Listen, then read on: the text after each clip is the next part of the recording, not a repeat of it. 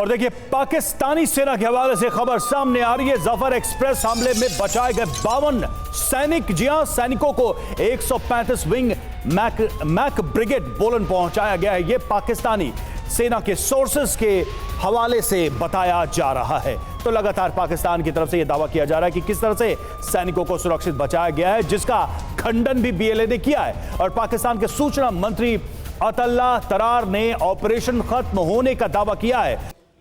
तो आपने सुना, पाकिस्तान के सूचना मंत्री दावे तो बड़े बड़े कर रहे हैं, लेकिन जैसा हमारे सहयोगी मनीष की तरफ से बताया गया कि इन दावों पर अभी फिलहाल विश्वास करना बहुत मुश्किल है जो तस्वीरें आ रही है। अमिताभ सर, सवाल मेरा आपसे, एक बात बताइए, 1947 जब पाकिस्तान अलग हुआ भारत से, उस वक्त से ही अलग बलूचिस्तान देश की मांग वहां पर उठ रही है। गलत तरीके से उस इलाके पर पाकिस्तान ने कब्जा किया है, ये बलूच जो विद्रोही है वो बोल रहे हैं। जो अब हुआ है, जिस तरह से जाफर ट्रेन को हाईजैक किया गया और ये बड़ा ऑपरेशन छेड़ा गया है, क्या वो मांग हासिल करनी है, वो बरसों पुरानी जो डिमांड है, उसको किस तरह से UEM Jaipur is a perfect target for prospective students aspiring for good jobs, good education with future-ready skills. Execute करना है, उसकी शुरुआत हो गई है, ये माने हम।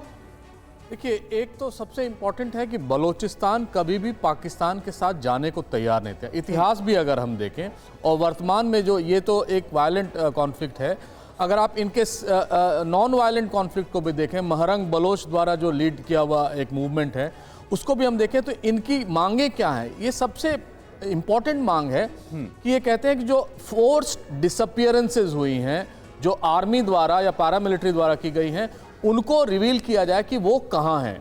दूसरा, ये सबसे ज़्यादा डिमांड करते हैं कि जो सीपेक से, जो चाइना पाकिस्तान इकोनॉमिक कॉरिडोर है जिसमें चाइना डायरेक्टली इन्वॉल्व है, उससे जो मुनाफा हो रहा है इस रीजन को, उसको बलोचों को क्यों नहीं मिल रहा है।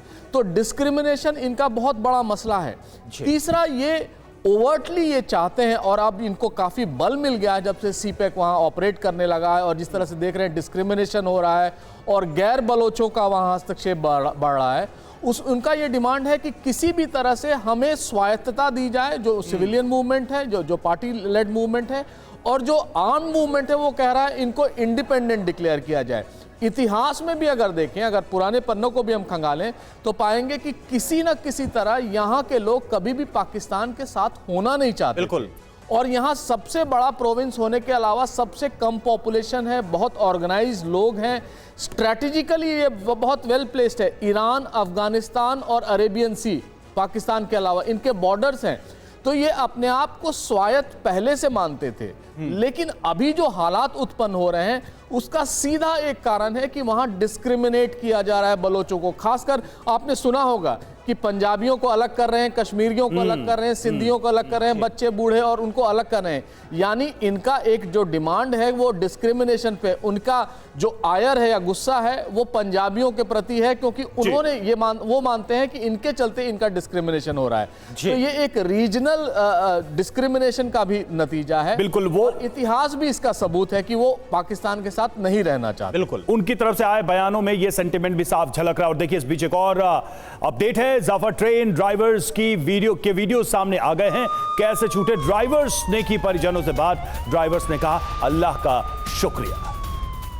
तो देखिए, एक के बाद एक तस्वीरें सामने आ रही हैं और इनके आधार पर ही पाकिस्तान में यह दावा किया गया, जैसा कि आपने सुना भी कि ड्राइवर्स को लेकर पहले कुछ और बात कही गई थी, लेकिन अब चूंकि वो बाहर आए हैं तो उनका वीडियो भी सामने आया।